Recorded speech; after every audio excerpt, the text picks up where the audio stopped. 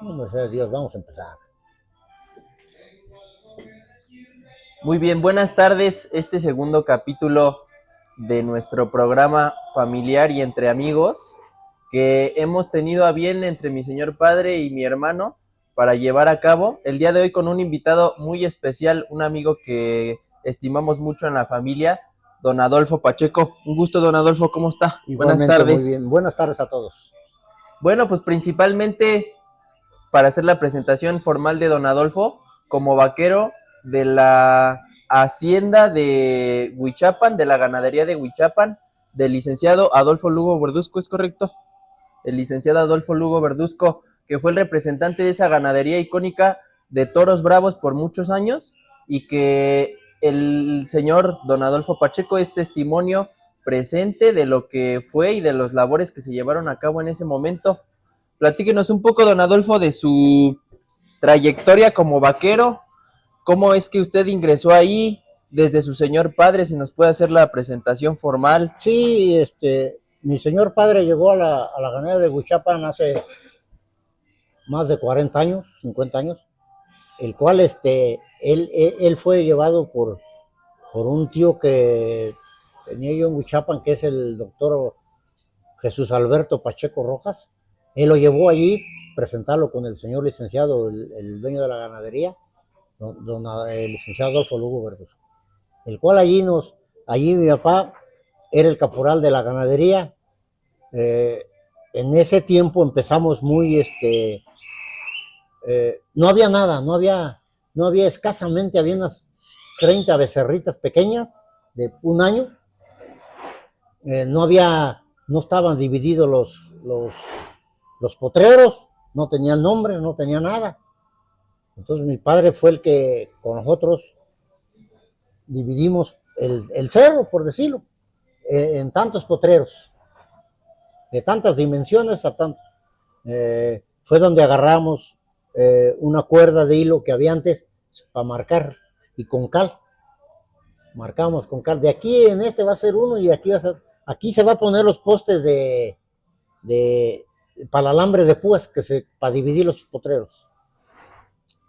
Y fue de que y no había postes de concreto, Pura madera, pura pura tabla. madera. Como íbamos pasando, se cortaban, con la gente se cortaba el palo que Eran más o menos. potreros grandes, eran potreros de una extensión territorial de cuánto estamos hablando, de 1 hectárea, 2 hectáreas, No más, unas 3 hectáreas 3 hectáreas por potrero, por en lo que potrero, eran los terrenos de unos, la hacienda. unos 3 y media hectáreas, ¿sí? De largos. Su señor padre, ¿cuál era su nombre completo?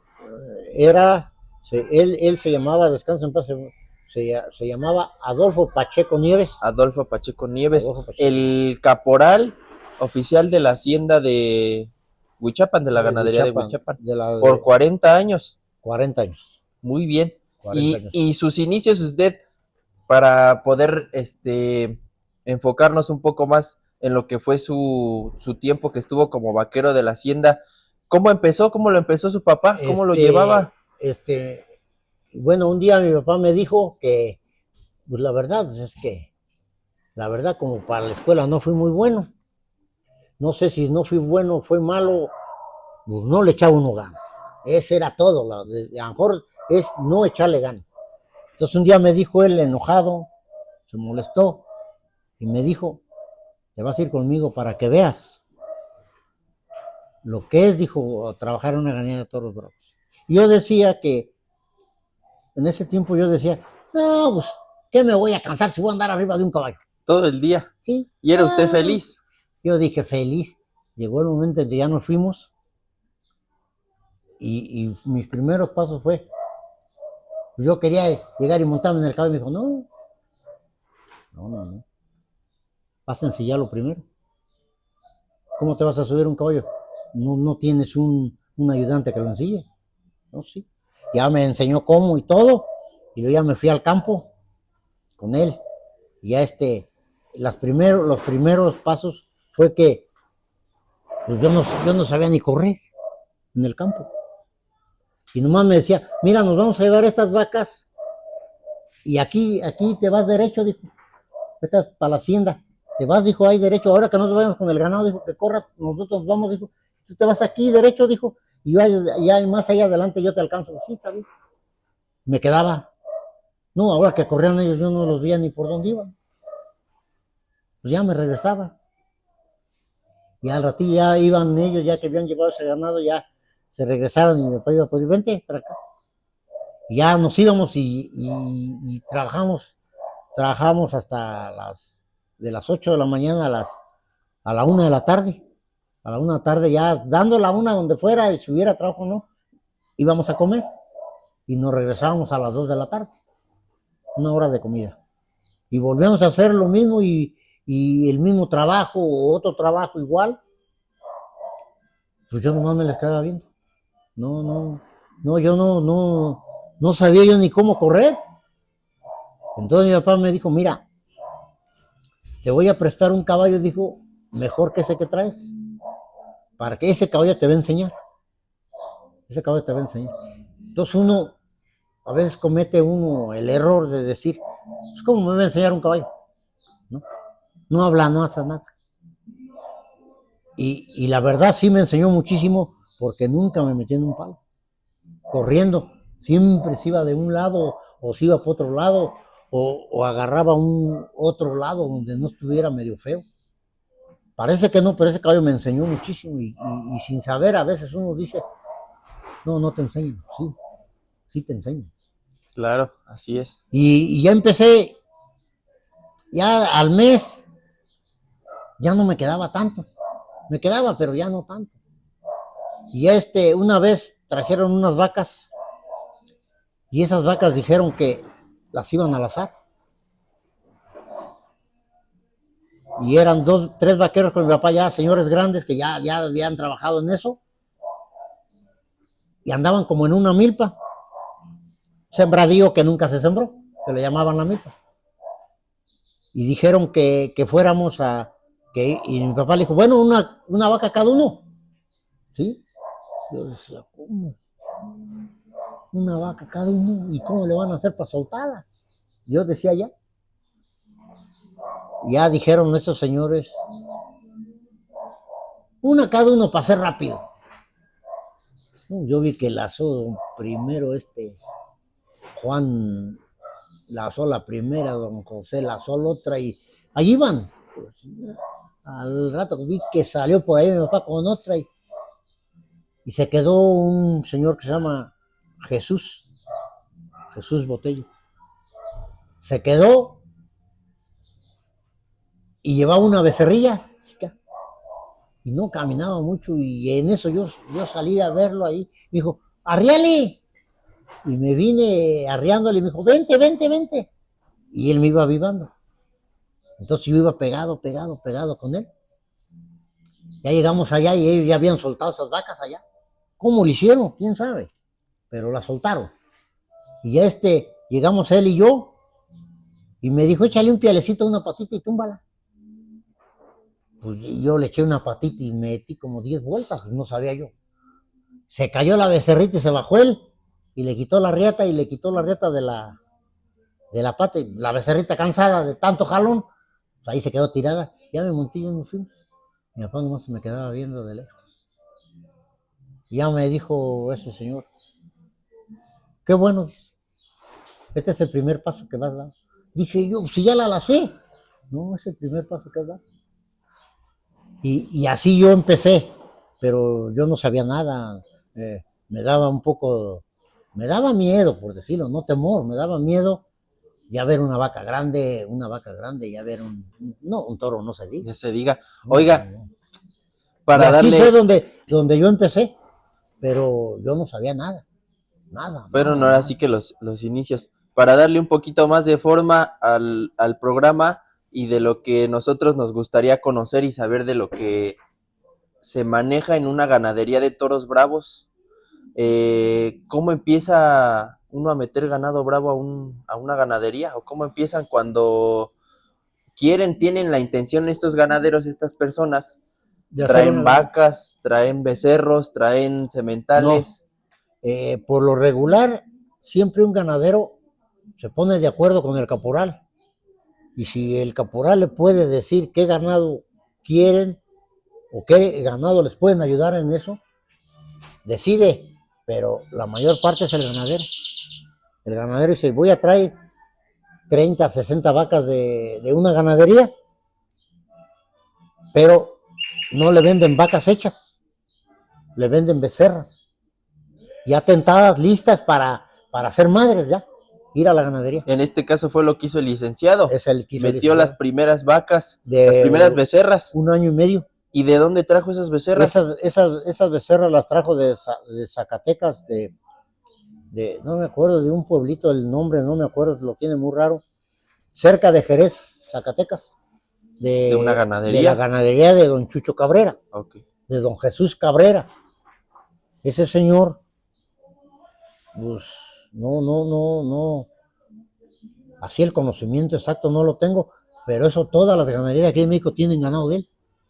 De perdida una vaca o unas crías tienen de él. Él fue precursor en el ganado bravo aquí en México. En México muy fuerte. Pero el primero que anduvo aquí con el ganado y que fue el primer ganadero que se le vio, fue el señor don Antonio Yaguno. Que ese fue el que trajo el ganado de España del Marqués de Saltillo. Por eso aquí en México todo el ganado es Saltillo, que le llaman, sangre Saltillo, que ya últimamente se ha mezclado con más, ¿no? Ya tienen la posibilidad de traer ganado de España. Sí, claro. Y ya casi todas las ganaderías tienen ganado español, sementales españoles. Y así empezó el licenciado con esas primeras 30 becerras de Zacatecas. De Zacatecas empezó. Con esas becerras llegaron de 1 año y medio. ¿Y llegaron para crecer apenas o ya venían cargadas? No, para crecer. Ya después trajo sementales. No, vinieron los sementales ahí. Venían los sementalitos de 1 año y medio. Venían también ya dentro de la misma manada. Ahí venían juntos. Las becerras y los sementalitos, los 3 sementales. Después de eso ya se hizo la ganadería ya bien, ¿no? Ya con corraletas y todo. Creció ese ganado y se metió a la tienda las vacas. Esas becerras a los 2 años y medio se metieron a la tienda para probarlas. ¿Qué es la tienda? La prueba de becerras y toros. Ahí en la plaza de en la plaza de la hacienda. Entonces ya contratan toreros y todo para que prueben ese ganado. Y ahí el caporal y el ganadero elige, esta sí, esta no. Esta sí me gustó mucho, esta no. Y van seleccionando. Y van seleccionando. De lo mejor, de lo bueno, lo mejor. Se queda. Lo bueno. Y son las que empiezan a dar becerros. A lo excelente se queda. Ya de más bajita, ya no las quieren. Van de desecho. Y son las que empiezan a dar becerros para las corridas. Exactamente. ¿Se acuerda usted cuándo fue la primera corrida de la ganadería de Huichapan? El año no me acuerdo, pero fue en Tijuana. 8 toros. Los primeros 8 toros que nacieron, toros. Fueron llevados a Tijuana, cuando se hace la feria en Tijuana de varias corridas. Ellos fueron la primera corrida, fueron allá. Se fueron un 12, no miento, se fueron un domingo, un jueves a las 5 de la tarde, 4 de la tarde salió el camión cargado. ¿Fue el primer embarque que hicieron? Ahí en la ganadería. El primer embarque que hicimos. El primer embarque, estábamos emocionados porque era el primer embarque. No sabíamos que iban a dar, ¿no? Claro. No se sabe. Pero. Y era de la primera generación de esas vacas. Era de la primera generación de esas vacas. 8 toros. ¿Y se acuerda usted cómo eran esos toros de? Sí, me acuerdo. De imagen. Sí, de imagen. Eran 4 negros, eran 2 castaños y un pinto. ¿Cómo se llama? Un pinto albardado que le llaman. No era pinto negro. Era en colorado. En colorado. El toro estaba muy bonitos bonito, de presencia. No, pesados. Se fueron arriba de 530 kilos cada toro. ¿Cuánto es el peso que tiene que dar para que vayan a las corridas los toros? Arriba de 450, 460. Estamos hablando de que ya un toro de 500 kilos ya es un toro ya pesado. Sí, Ya es de los ya se puede grandes. decir un toro pesado, ya pesado. Y de edad. De edad, bueno, aquí en la ganadería de Huichapan, si el toro no tenía 4 años y medio, arriba de 4 años y medio, 5 años, no echaban una corrida. Tenía que ir arriba de eso. Ya son normas o como quieran, las ganaderías dicen, yo voy a lidiar de 4 años y medio en adelante. 4 años atrás yo no lidio nada. Perfecto.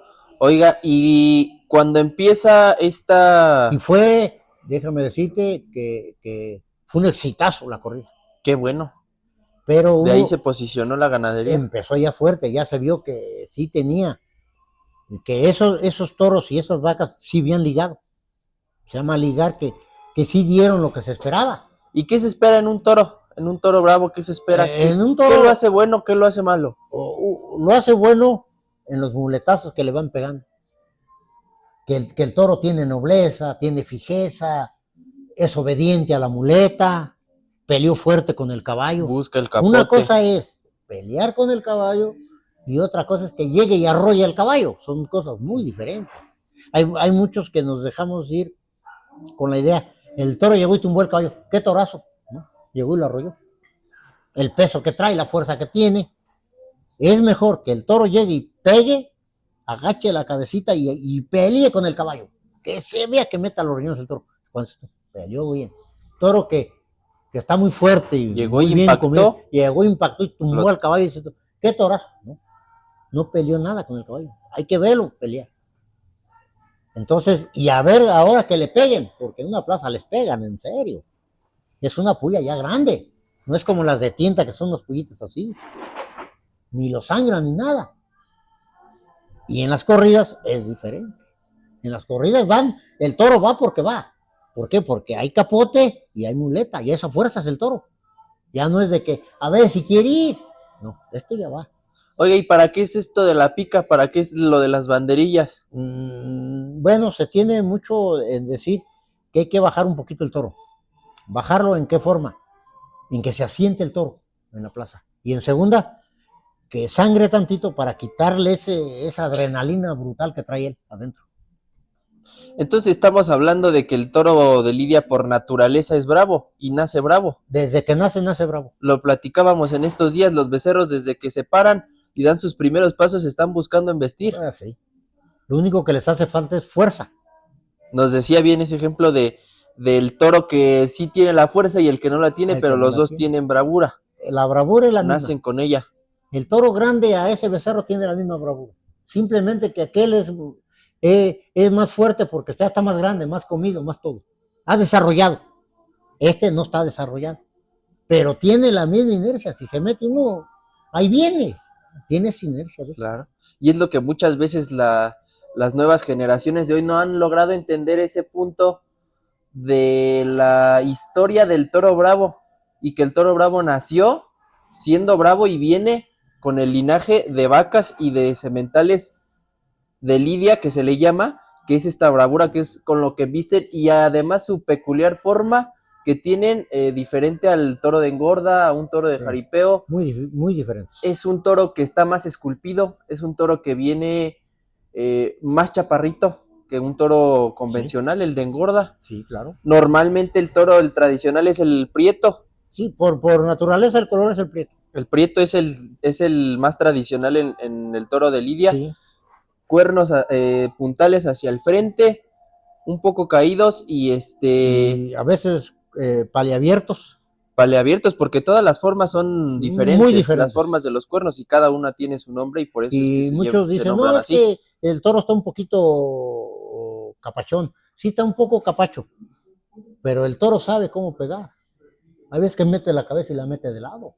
Sabe cómo traer los cuernos, sabe cómo pegar. Ahora, también el toro bravo, bueno, nos referimos al toro bravo, vacas y todo, esos animales son muy diferentes a los demás porque estos animales son muy inteligentes. El ganado bravo es muy inteligente. Desarrolla, vulgarmente dicen, un sexto sentido. Si van a pasar ellos aquí y está esa puerta abierta y está uno atrás de esa puerta, sienten que alguien está ahí atrás. Presienten que allí está alguien ahí atrás. Y se detienen. Primero el toro bravo, antes de pelear, primero corre. Dice, yo primero corro, si puedo irme, me voy. Cuando ya es necesario pelear, voy a pelear. Y va a pelear en serio el toro. Por eso es de que también el toro bravo, como tú dices, es muy diferente a todo. Y tiene un sentido, pero tremendísimo. Y esa es la visión que tiene que tener un ganadero y un caporal, y además los vaqueros. Principalmente, como dices tú, el caporal y el ganadero. Se tienen que poner de acuerdo. Si no están de acuerdo uno y otro, eso no va a funcionar. Porque todo lo que estén de acuerdo ellos y lo que hablen en su despacho y se hable cómo se va a trabajar, el que trabaja es el caporal en el campo. Y las ideas que han hecho con el caporal y el ganadero, que se sentaron a hablar, que hablan seguido, lo lleva a cabo el caporal. Porque si el caporal agarra por su lado y el ganadero por su lado, pues esto no va a buen término. ¿Cuál diría usted que fue la época más importante de la ganadería de Huichapan? ¿Cuál fue su auge? ¿Se acuerda más o menos en qué año fue cuando Sí, estuvo fuerte? Después de que llegó ahí mi papá, como unos 20 años. 20 años después. Sí, porque para tener una ganadería ya consolidada en todo, deben pasar como 20 años. Tuvieron que pasar 20 años de genética, sí, de mejora, de fracasos, de triunfos, sí, para que... Debe haber fracasos en todo, para que, a ver, ¿cómo te vas a levantar? ¿Le sigues o no lo sigues? Porque hay momentos que hay corridas que les tienes una fe tremenda. Y esa corrida no te dio nada.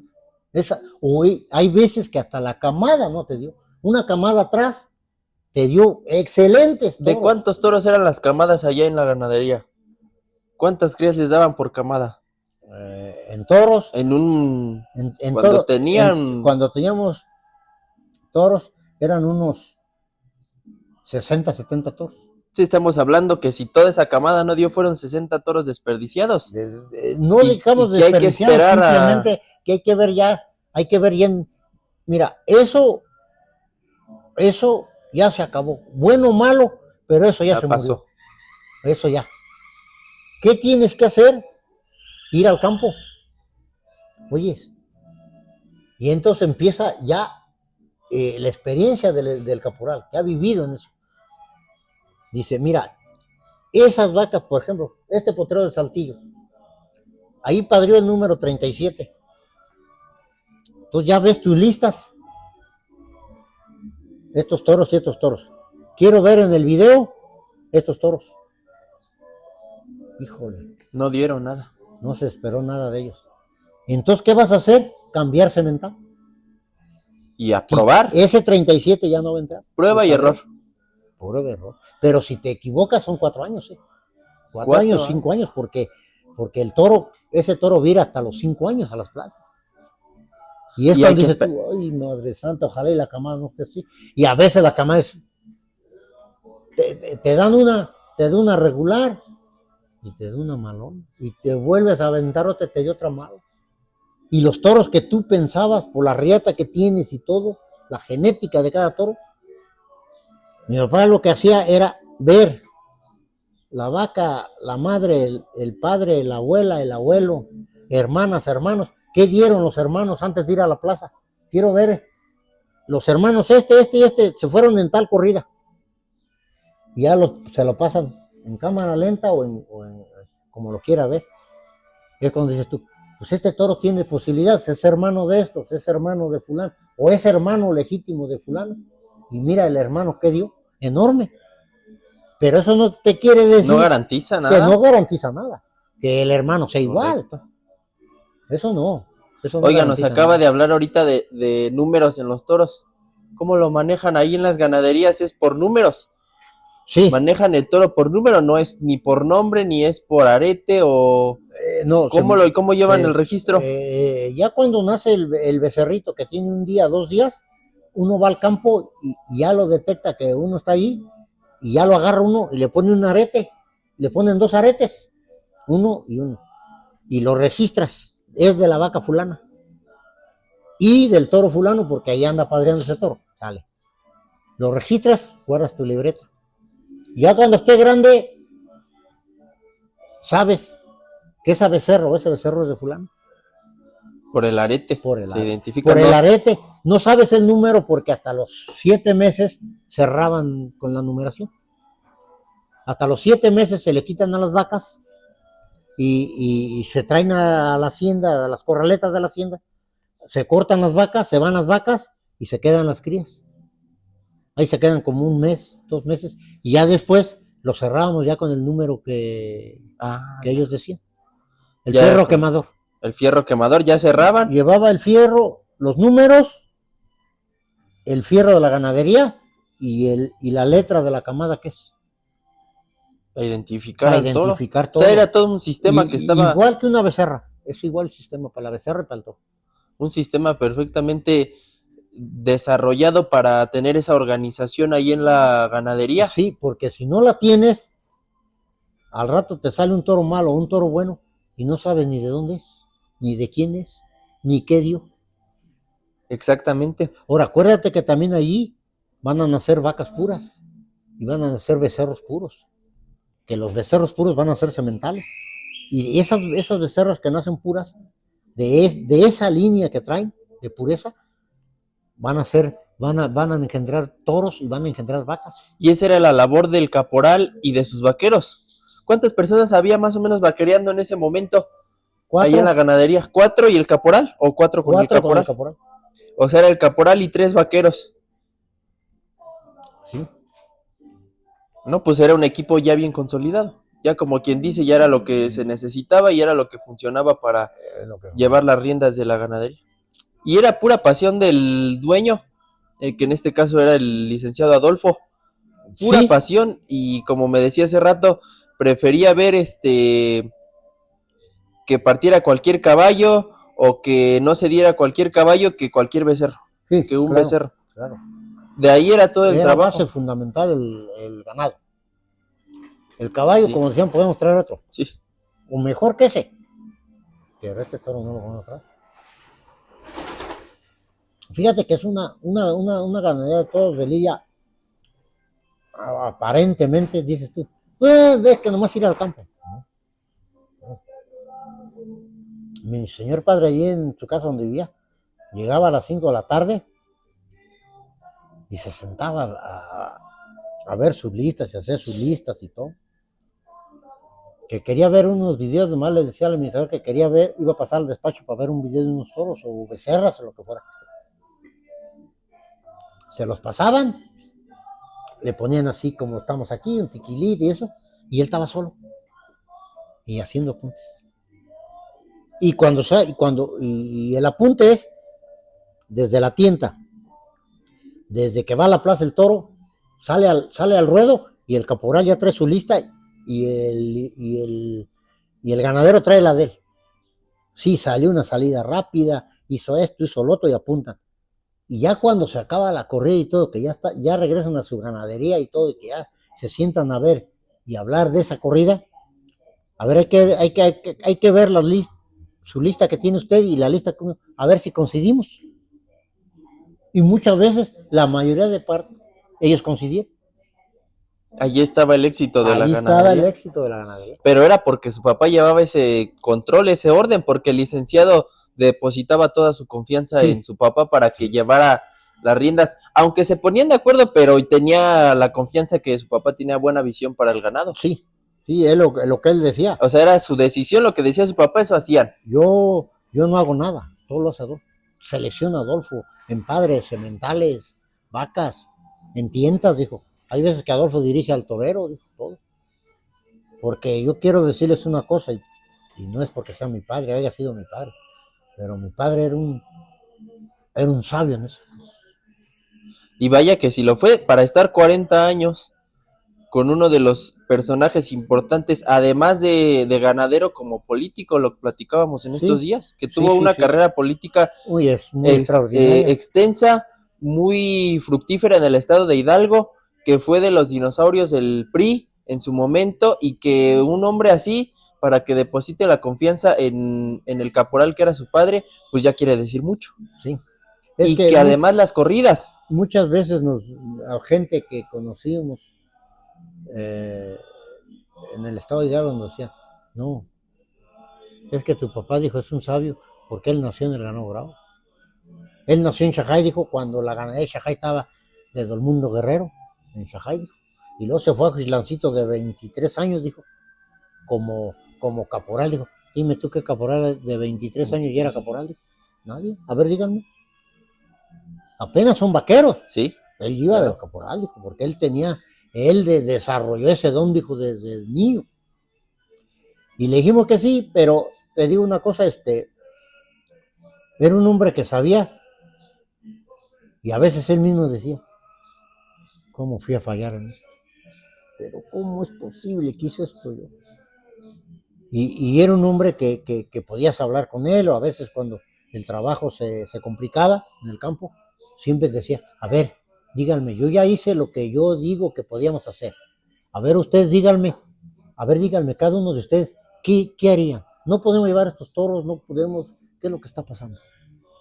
A ver, dime tú, y dime tú, y dime tú. ¿Qué es lo que podemos hacer? ¿Cómo podemos trabajar mejor? Verdaderamente un líder nato. No era de que yo digo y yo digo. Y lo que digo, eso se hace, no, sino que había esa consideración esa además con sus vaqueros. Muy bien. Y dentro de la temporada fuerte que es la del toreo, pues ahora sí que también es para las ganaderías. Es la temporada fuerte. ¿Y por qué meses se lleva más o menos la temporada de toros en México? Ya últimamente ya bailó esto. Sí. Ya no hay. Pero antes era Plaza México de noviembre a como febrero. Y luego seguía la de Texcoco. Y luego en enero venía la de León.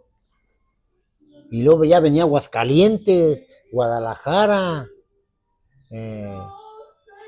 Tijuana. Había plazas y más aparte plazas chiquillas donde hacían 6, 7 corridas. Durante el año. Sí, o sea, estamos hablando que todo el año había toros bravos. Todo el tiempo había. Y había que tener toros para cuando se requiriera. Porque te la piden. ¿Y cuánto tiempo de anticipación piden una corrida? Pues como un medio año. Un año. Medio año para llevar 6 toros. De 6 a 8 toros. Sí, preguntan, ¿tienes toros? Sí. Ok, podrían venir aquí, sí. ¿Con qué cartel? Con fulano tal. Adelante. ¿Cuál fue de los carteles icónicos que usted se acuerda que haya disfrutado tanto don Adolfo el licenciado como don Adolfo su papá, como ahí que fuera de los triunfos importantes para la ganadería? Un triunfo con un torero de renombre. Importantísimo. Una corrida importantísima que no va a cambiar y hasta la fecha. Fue un 20 de noviembre en Irapuato. 6 toros. 8 toros. 8 toros. No, 6 toros. Antonio Lomelín, David Silvetti y Manolo Martín. Hicieron qué cartelazo de troneo. ¿Sí? 6 toros de Huichapan. Llegamos con los toros. Bueno, llegó mi papá con los toros, que siempre se iba con ellos. Y había mucha expectación. Decía, no creo que jalen estos toros.